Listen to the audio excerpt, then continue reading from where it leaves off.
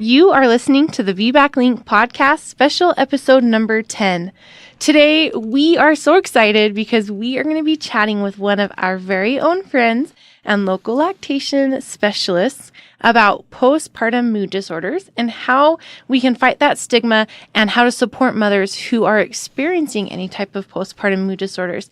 Our friend is named Beth Gray, and I don't know if you remember when I talked about my breastfeeding journey and the woman who fed my baby for a year with her breast milk donated to me. Which is incredible. Yeah, it was exclusively for 5 months. My friend's milk, Beth, right here on the phone with us, she fed my baby and her baby for almost 6 months exclusively, guys. And what a sacrifice that is for her, and how grateful I am to have her with us today to talk about something so important to both of us.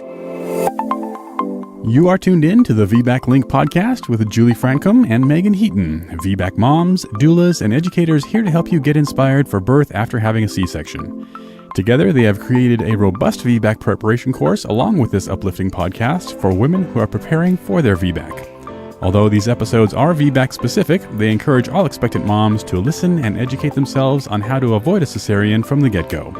The purpose of this podcast is to educate and inform. It is not meant to replace advice from any other qualified medical professional. Here are your hosts, Julie and Meagan.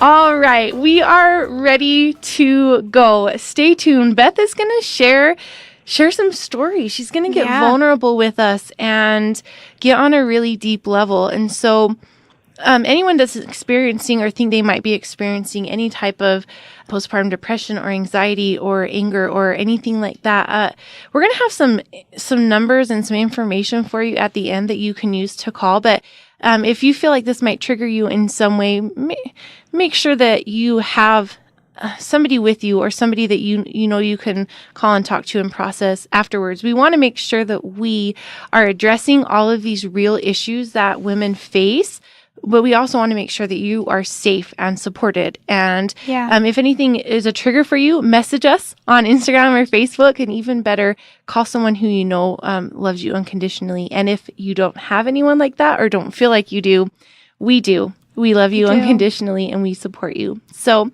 before I keep going any longer, I am going to turn it over to the incredible Beth Gray. Thank you, Julie and Meagan. I'm really excited to finally be on your show. You really are some of my favorite people. Oh, you're my favorite too. So I'm Elizabeth Gray, Beth to my friends, which is why Julie and Meagan were calling me it. I have a BS in developmental psychology, and I'm currently going to Southern New Hampshire University, go Penman, for my master's in clinical mental health counseling. And the information I'm providing tonight is strictly informational, and it should not replace any medical advice. And like they said before, if you have any feelings of harming yourself or hurting others, please stop listening and call 911. And if you're triggered at any time during this podcast, please stop listening.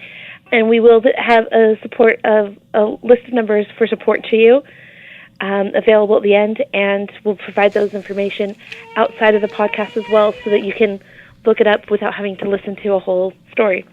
So a little history of why this is such a passion of mine and why I, at 30 years old, went back to college, and at nearly 40, I'm getting my master's. Woohoo, by the way. Yeah, I was going to say, congratulations. I'm really old. All my friends have these babies, and they're 10 years younger than me. So with my first, I had postpartum depression and post-traumatic stress disorder, also known as PTSD.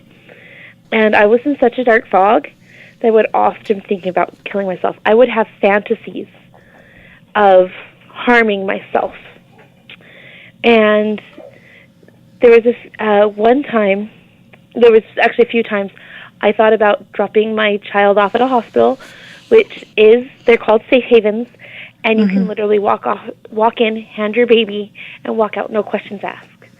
And this is an option whether you have postpartum, whether you don't think you could take care of your child, any of those sorts of situations. I seriously considered using that, and this is a resource to people who are in those situations. But anyway, and then I also thought of killing myself. And the only reason I never went through with anything is because my son, as Julie said, I'm a milk machine. And my first child refused to have anything else, absolutely anything else. And it was fear that he would starve that kept me from harming myself. At 6 weeks postpartum, I found a local group that started a biweekly postpartum peer-to-peer postpartum group. And studies have shown, even if it's just peer-to-peer, so a group of new parents getting together and sharing, even if it's not facilitated by someone, can help.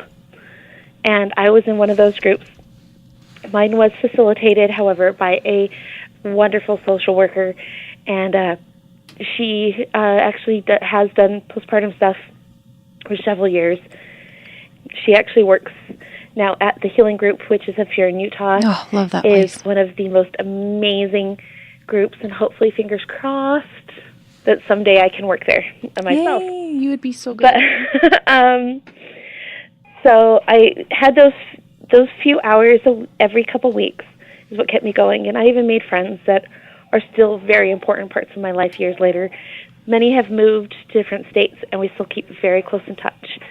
I hit my worst at about 10 months postpartum, and this is when I reached a point of postpartum psychosis, and I wanted to throw my son down the stairs. Fortunately, part of my brain recognized that there was the compulsion for what it was and was able to call a neighbor to help. There, by the grace of God, go I, that I wasn't the person on the news. After my second, knowing what happened to after my first, and knowing that I had a history of depression growing up, I made a very specific plan to prevent postpartum depression. I got on Zoloft the last month of my pregnancy because studies have shown it takes 6 weeks for some of those medications to really start to affect the brain and to make it balanced. And it is also breastfeeding safe.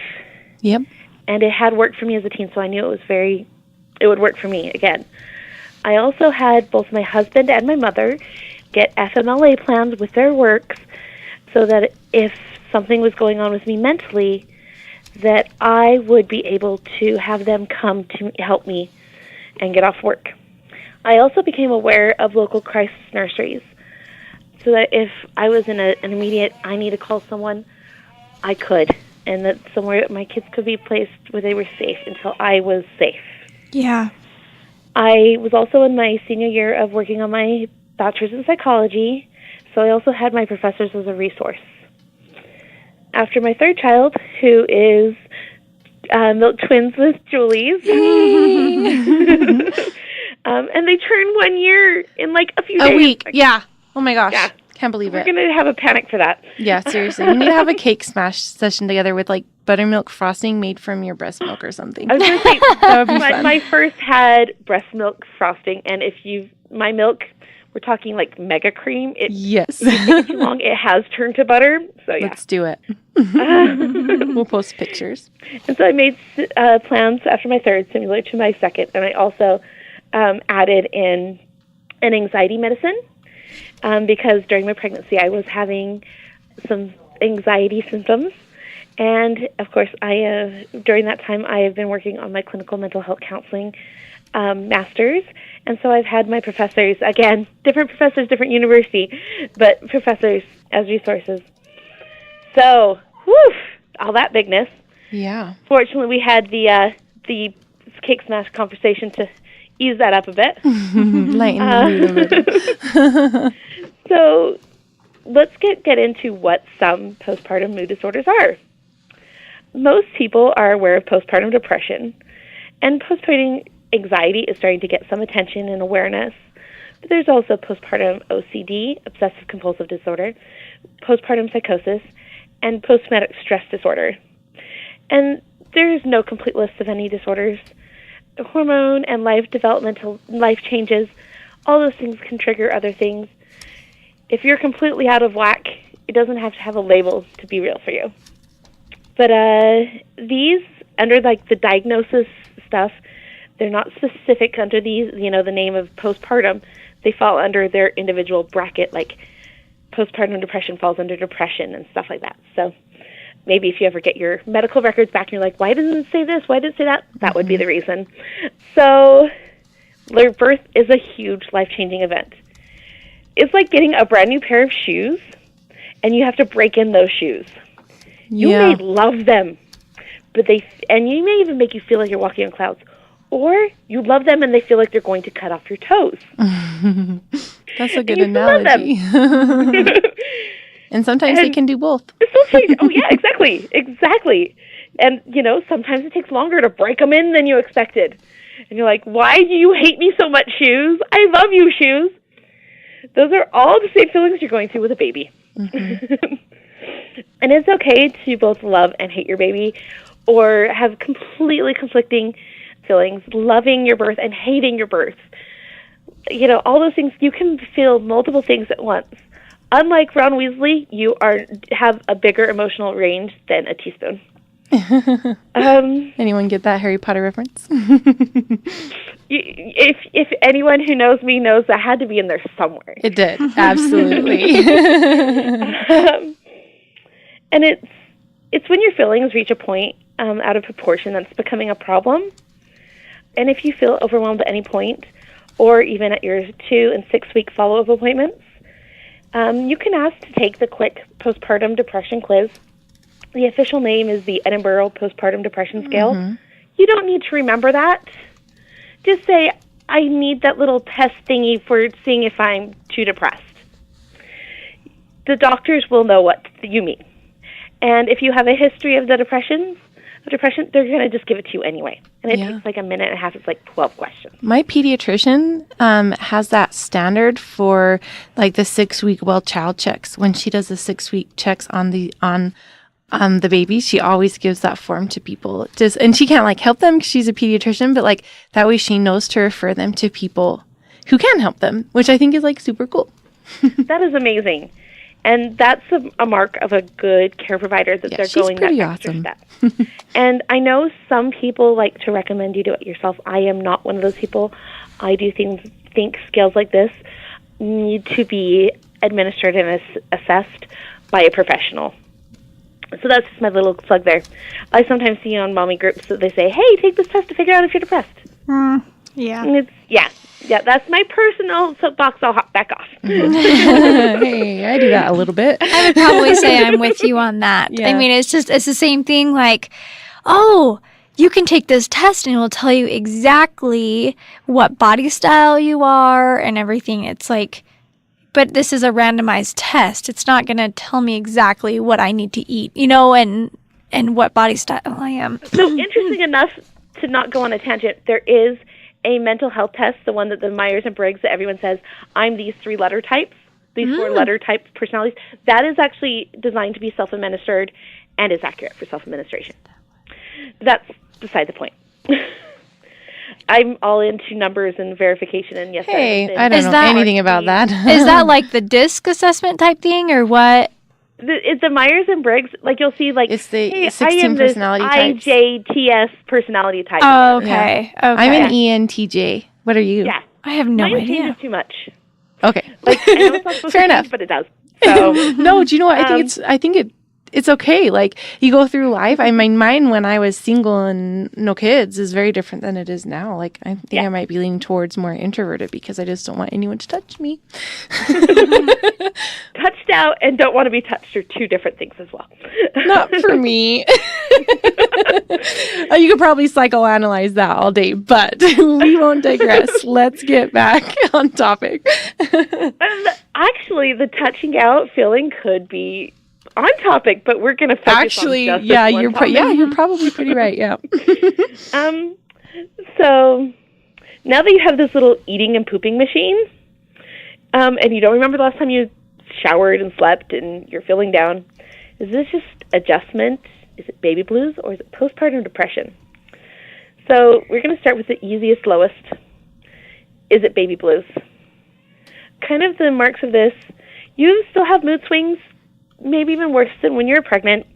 One minute you're proud of the job they're doing, the next you're like, oh my heck, I'm going to destroy my child. I'm going to just have to start putting money into therapy now.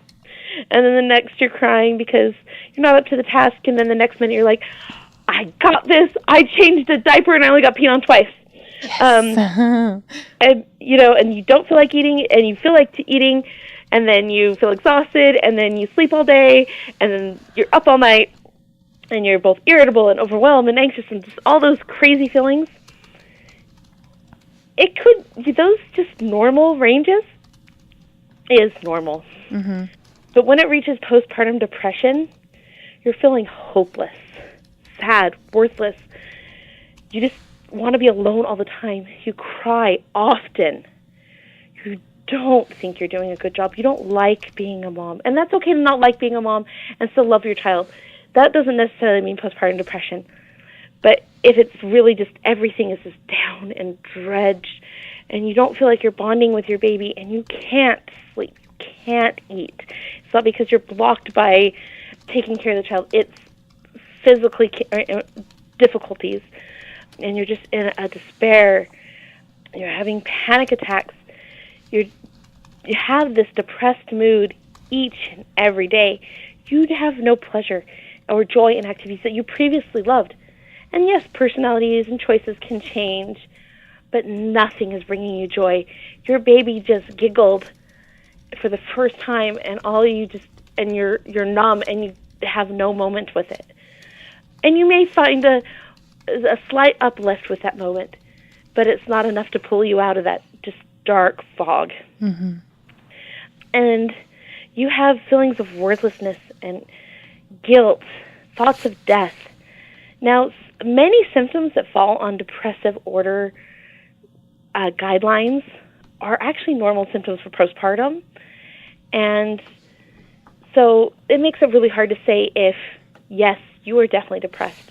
No, you're just being waterboarded by your infant.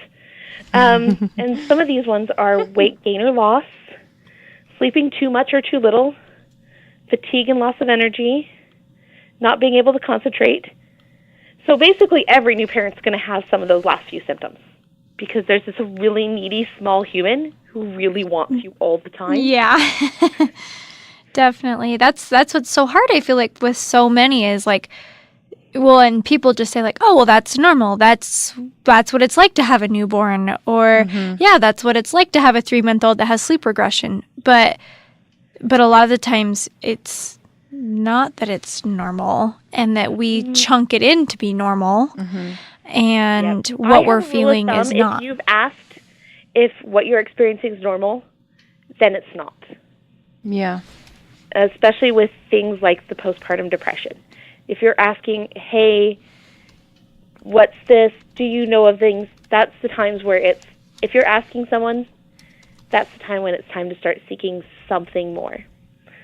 That's just my general guideline. When I see on forums a mom goes, I think I might be depressed, that's usually a sign to me that they are. Yep. Yep. So now on to postpartum anxiety. This is worry in the extreme.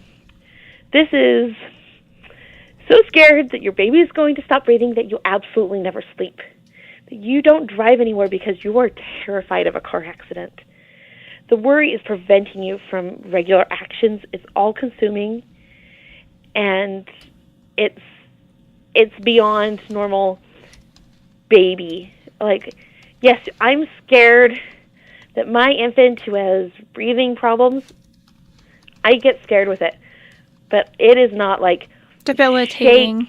Breathe. Your breathing gets caught in your throat. Your heart rate increases. Yeah. For these just thoughts of worry. Also, another part that people don't realize is part of anxiety is anger and rage. Yeah, that's how mine manifested with my second. I was just angry all the time. I had prenatal rage with my third. And I cannot express the anger that I would get at small things. I fortunately apologized to my 2 other children about 300 million thousand times. But there was just this deep burning of just, if you've seen Moana, I'm totally drawing a blank on the fire demon. Tafiti.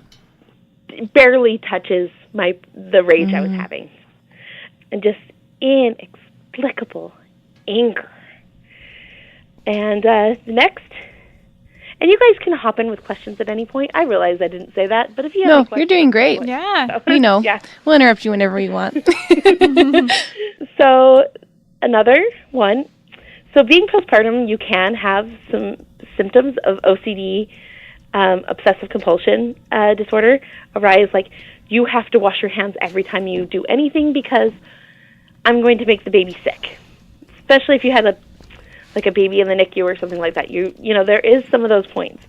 But for it to be true postpartum obsessive compulsive disorder, the obsessions and thoughts and urges need to be intrusive, unwanted, and you're unable to suppress those, even when you attempt to suppress them. And the compulsions, things you just have to do over and over. You make rules and rituals. It could be things, like I said, the washing the hands, but we're talking to the point where you're bleeding, even like praying constantly or counting or repeating a word or an action. All that could be under compulsion. And these are very rigidly applied. You are not able to do anything until you follow your new rules. And going through any life change and having a new baby is one of those, can introduce these sorts of feelings and new changes. So postpartum is a time where OCD can happen. So, and the next one I'm going to come up to, I kind of hesitate, and anyone who hears these things, and if you tell yourself, well, I'm not that bad because I don't have this next section, doesn't mean that you don't have one of those lesser ones. And those aren't lesser because they're not over-consuming, just because they're not going to potentially harm people. This next section is on postpartum psychosis, and just because you don't have these doesn't disqualify you from having something very real from above. Right. The people who have the postpartum psychosis, a lot of times these are the moms that end up on the news. These are very, very overwhelming. These are the people who are seeing and hearing things that are not there. They're having compulsive, so powerful, they begin to act differently. And a lot of times when you're in this, you don't even realize what happened until it's past. Some of the moms that have been stopped, like trying to drive into the ocean and stuff, right after having a baby. I just saw a video of that on Facebook the other day. Literally a lady driving her children into the ocean. That's actually why I use that one, because it is one that comes up. And they ask what's going on, and they'll say things like, the demons compelled me. I have to save my babies by doing this. They literally do not have brain processes anymore. And I see these various posts on the news and Facebook, and people are demonizing these poor women, and a lot of times they're very, very mentally sick. And so, and whether it's the very small thing, something, any of these things, if you are any point, you're struggling, even just the smallest bit, and you're like, I am not me, get help. It can be as small as calling a friend to come over, and you just doing nothing but sitting quiet together. Or it could be as much as going and talking to a care provider, saying, I need to go to a therapist a few times a week, getting on medication. You can still breastfeed your baby on meds. You can still take care of yourself, your babies and stuff with these various things. And there's a lot of different choices.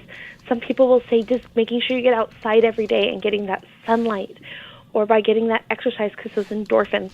There's a lot of ways to do it. But do something. And like I said, with this that last one, the postpartum psychosis, these are the people who are in deep. And my heart goes out to them, because as much as you try and demonize themselves, it's not as bad as what they're demonizing in their own head. So this last one is a really big one, especially for VBAC link, and that's going to be the birth PTSD, birth post-traumatic stress disorder. And I'm adding a second trigger warning here, because this next part will mention assault and trauma, that many people may recognize that is what they are experiencing. And I know a lot of people, after they go through various things in the birth space, do feel victimized, attacked, assaulted, and all of that. And you're not alone. It happened to me. And I know it's happened to others. And so if you get that aha moment and you feel like you need someone to talk to, again, you can reach out here, and the other numbers that we'll be providing at the end. PTSD is intrusive memories of a traumatic event, distressing dreams about the traumatic event, flashbacks of what happened as if it's happening right now again, long-term distress reminding you of the event. You reach a point where you avoid anything that reminds you of the event. You may have experienced blackouts or loss of memories of the event. And I'm not talking like the medical sort of intentional anesthesia that is supposed to put you out for a blackout situation. It's your body refusing to remember. And then you get to the point where you have beliefs about the event that are incorrect. And then you believe that if you just did this one thing different, that it wouldn't have had that outcome. And it could be true, but those beliefs become consuming. And then if you have fear, guilt, anger, and shame over the event, these are all signs of the birth PTSD. And they are real, and we are here for you, and we hear you, and we hear your stress and your feelings and your thoughts, and we want you to know you are not alone, and you will continue to have people care for you. And there's many people who may discredit what you're going through, whether it's depression, anxiety, PTSD, OCD, psychosis. You are not alone. There is people to find you and help you. Mm-hmm.